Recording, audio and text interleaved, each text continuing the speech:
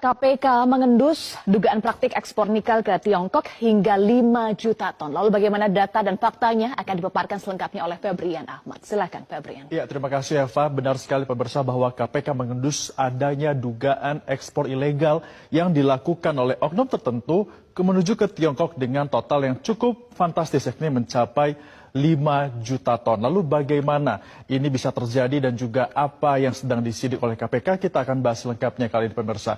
Dan pemirsa, adanya dugaan terkait dengan nominalnya ini tidak main-main terkait dengan ekspor ilegal bahan dari nikel ini, yakni mencapai 5,3 juta ton yang diduga ini diekspor menuju ke Tiongkok. Padahal sebenarnya ini merupakan hal yang sudah dilarang khususnya di Indonesia karena sudah dilarang sejak tahun 2020 karena sudah semakin menipis nikel yang ada di Indonesia. Walaupun sebenarnya sebelum dilarang, Tiongkok ini pernah secara resmi menerima ekspor nikel dari Indonesia, namun harganya rendah sekali, yakni hanya seperempat dari pasar nasional dan pasar global maksud kami. Apalagi Tiongkok statusnya ini adalah sebagai negara pengolah nikel terbesar di dunia. Pengolah ya, bukan penghasil, karena penghasilnya Indonesia salah satunya.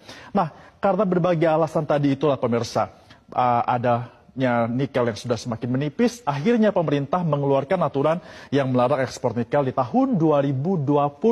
Dan ini tujuannya adalah agar Indonesia bisa mengelola nikel yang sudah semakin terbatas ini menjadi bahan olahan lagi, kemudian bisa dijual dengan harga yang lebih tinggi untuk dijual kembali ke pasar global.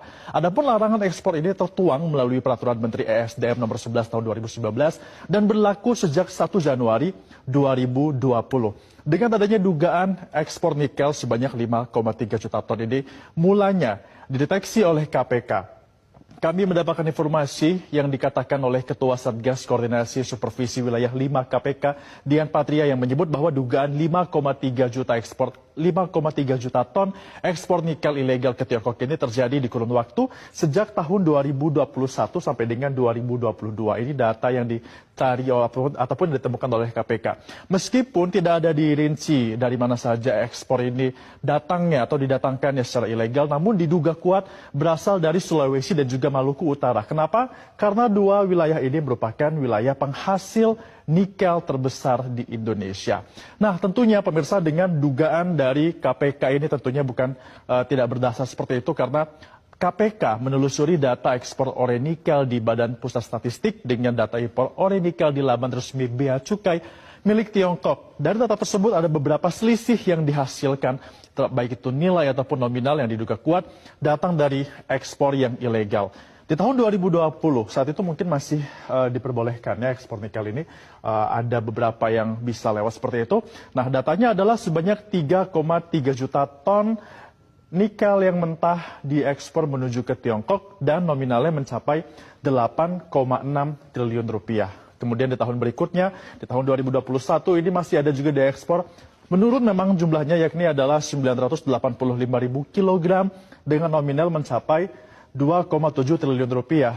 Dan di tahun 2022 jumlahnya malah menjadi meningkat, yakni sebanyak 1,08 juta ton dengan nilainya ini mencapai 3,1 triliun rupiah. Ini merupakan yang diekspor secara ilegal, diduga ilegal dari Indonesia ke Tiongkok dalam kurun waktu 3 tahun saja, 2020, 2021, dan juga 2022. Kemudian kenapa sebenarnya ekspor nikel di Indonesia ini sudah semakin dilarang seperti itu oleh pemerintah Indonesia? Bukan tanpa alasan. Hal ini dikarenakan memang karena ekspor nikel dilarang ini karena jumlah nikel, cadangan nikel di Indonesia yang sudah ada saat ini sudah semakin menipis.